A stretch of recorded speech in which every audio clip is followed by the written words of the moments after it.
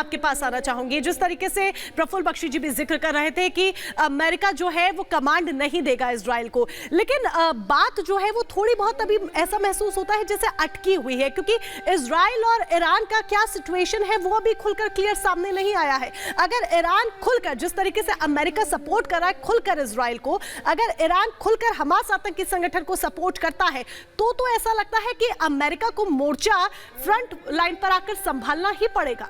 Bakshi sir जब order की बात करते हैं ना, तो वो फाइटर पायलट की तरह बात कर रहे हैं कि ऑर्डर हुआ है, जाकर टारगेट डिस्ट्रॉय कर आना है। डिप्लोमेसी में ये कभी नहीं होता, दो कंट्रीज के बीच में ये कभी नहीं होता।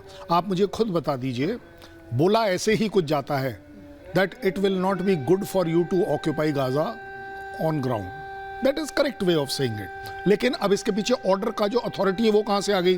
वो 2 शिप जो लगाए गए हैं आपके सपोर्ट में, वो फ्री फंड में नहीं लगाए गए हैं, ये आपके सपोर्ट में लगाए गए हैं। बिल्कुल, वो तो आप अमेरिका उनको देगा सपोर्ट। और इससे आगे वो जो आपने जॉर्डन में F-15 लगा रखे हैं, वो किस लिए लगा रखे हैं? आप ही के सपोर्ट में लगा रखे हैं। अगर हम इतना सपोर्ट आपको दे रहे हैं as US, I am very sure कि कोई सेंसेबल बात अगर यूएस कह रहा है तो आप उसे कंसिडर करने के लिए मना नहीं कर पाएंगे। अदरवाइज इस समय जिस सिचुएशन में इजराइल है, मैं कहता हूं चाहे ईरान कुछ भी कहता रहे, मुझे नहीं लगता कि ईरान फिजिकली एक assault proper military operation Israel के खिलाफ करेगा। क्यों?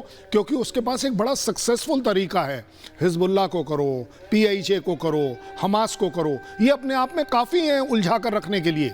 साथ ही साथ ये सबकी कोशिश है कि कोई भी लड़ाई उनकी ज़मीन पर ना आ जाए। वो कौन कंट्री ले लीजिए, चाहे आप सीरिया ले लीजिए, कोई भी ले लीजिए, आपने अलीपो के एयरपोर्ट पर बॉम्बिंग कर दी, उसको बिल्कुल यूजलेस कर दिया for some time, knowing fully well कि वो ठीक हो जाएगा, ऐसा नहीं है। डेमस्कस वाला भी आपने कर दिया, लेकिन आप फिजिकल असॉल्ट नहीं करेंगे। जो हिजबुल्लाह के केस में हो रहा है वो एग्जैक्टली सेम हो रहा है। लेबनान वेस्ट बैंक साइड से वो छोटे मोटे अटैक इसलिए कर रहा है कि टाइगर अभी जिंदा है, आप मत चिंता करिए, हमास आप लगे रहिए।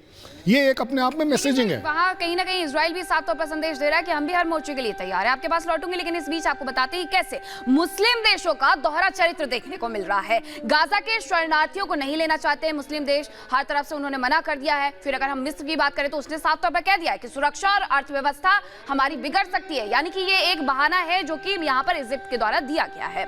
सीमा खोलने की जगह मिस्र ने उस पर सुरक्षा और बढ़ा दी है। माना यह जा रहा था क्योंकि गाजा उत्तरी गाजा से जब लोग निकले कि इजिप्ट के दरवाजे खोलेंगे, तो इजिप्ट ने वहां पर चाक चौबंदी और बढ़ा दी। अरब देशों का केवल गाजा को दिखावे का समर्थन यहां पर देखने को मिलता है, क्योंकि जब बात आई शरणार्थी की तो साफ तौर पर पीछे हट गए। अरब देश फिलिस्तीनियों से भेदभाव करते हैं, यह कहना गलत नहीं होगा, क्योंकि पहले यह कहा जाता है कि हम फिलिस्तीनियों के साथ खड़े हैं, लेकिन जब साथ लेने की बात आती है तो कदम पीछे खींच लिए जाते हैं।